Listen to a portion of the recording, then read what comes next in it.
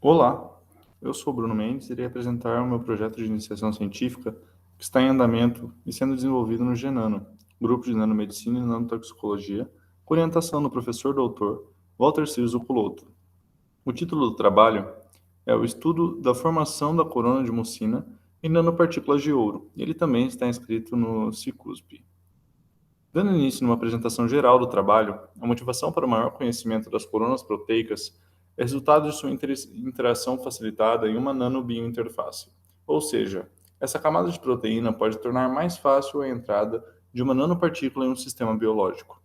A mucina, que é o objeto de estudo, é a principal proteína constituinte das mucosas no corpo humano. Dessa forma, a interação mencionada tem grandes chances de ocorrer. As nanopartículas foram sintetizadas para que tivessem cargas superficiais positivas e negativas, uma variável de análise nesse projeto. A caracterização foi feita por espalhamento de luz e leitura de placa, com fluorescência e absorbância, e seus resultados indicaram a possível formação de coronas de mucina. Para controle e comparativo, foram realizados experimentos sob as mesmas condições com a albumina, BSA, proteína analisada por diversos outros estudos.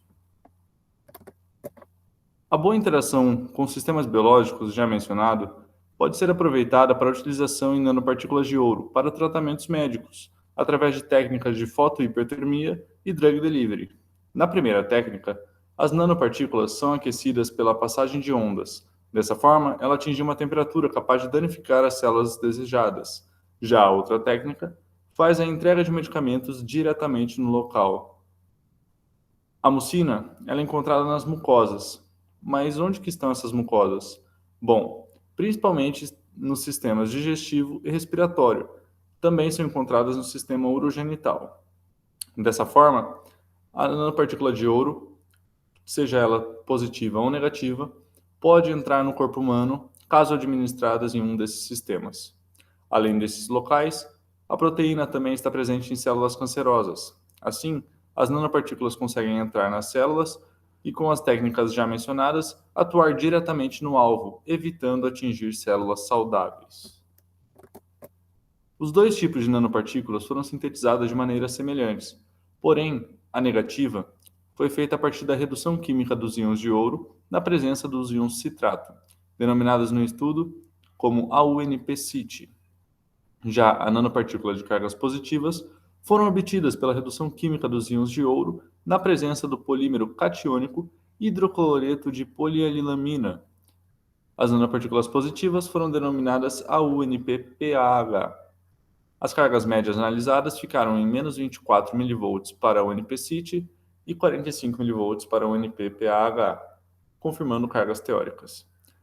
Com as nanopartículas prontas, foi necessário incubar a proteína para absorver a mucina e a albumina na superfície das nanopartículas. Para isso, foram agitadas amostras de nanopartículas com solução de proteína a 0,5 mg por mililitro durante 1 hora, sob 300 rotações por minuto e 25 graus Celsius. Em seguida, as amostras foram centrifugadas por 5 minutos e 10.000 RPM. Todas as amostras foram lavadas e o sobrenadante descartado. E o mesmo volume retirado foi recolocado com água miliquê. Dessas amostras retiradas, 1/3 foi separado e o restante retornou para a centrífuga por mais 5 minutos. O processo foi repetido mais uma vez, tendo no final amostras com nanopartículas de mucina que sofreram 1, 2 e 3 lavagens, ou seja, foram centrifugadas por 5, 10 e 15 minutos. Com as amostras em mãos, partimos para a caracterização, que foi feita por espalhamento de luz, DLS, e pelo leitor de placas, onde obteve-se medidas de absorbância e fluorescência, varrendo diferentes comprimentos de ondas. Para compreender a concentração de proteínas, mesmo após a lavagem, foi utilizado o método BCA, com análise de endpoint em 562 nanômetros, possibilitando gerar curvas de calibração. Com os valores obtidos nas amostras, chegamos na concentração individual, possibilitando a análise da quantidade de proteínas. O gráfico 1, na análise de endpoint, que foi feito para verificar as concentrações das nanopartículas positivas e negativas, levou as concentrações de mucina de 0,090 mg por mililitro na amostra que passou por uma lavagem, 0,073 mg por ml para a amostra de 2 lavagens, e 0,069 mg por ml para 3 lavagens, isso para nanopartículas negativas. Já para as positivas, os resultados foram de 0,12312 mg por ml, 0,10259 mg por ml e 0,09247 mg por ml para 5, 10 e 15 minutos de lavagem para as nanopartículas positivas.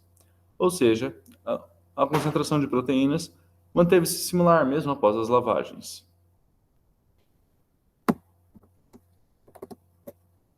Após as análises, foram obtidos resultados de fluorescência, que permitem entender o comprimento de onda capaz de excitar as nanopartículas, sendo verificado que o valor é acentuado em 530 nanômetros e 560 nanômetros para as nanopartículas com mucina e albumina, respectivamente, como a gente consegue ver nos gráficos 2 e 3.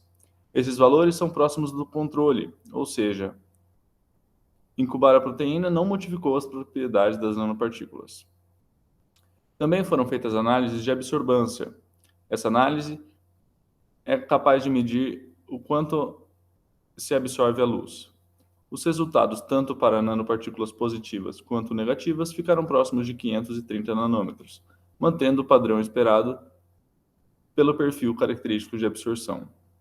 Outro parâmetro importante analisado foi a concentração de nanopartículas, mesmo após a lavagem, que indica a adesão de proteínas na superfície, como foi visto a calibração do gráfico 1 e os valores, que ficaram bem próximos. Porém, vale ressaltar que os resultados ficaram mais expressivos em nanopartículas de carga superficial positiva, que passaram pelas mesmas condições e obtiveram maiores concentrações.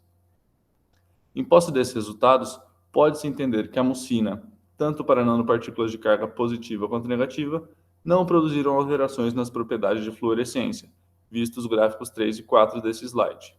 Pode-se analisar também que a interação de nanopartículas de ouro positivamente carregadas com albumina apresentou alterações na fluorescência, mais acentuado com o aumento das lavagens.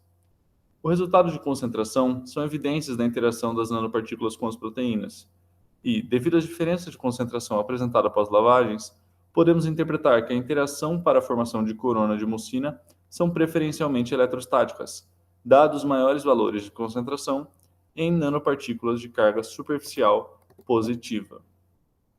Obrigado.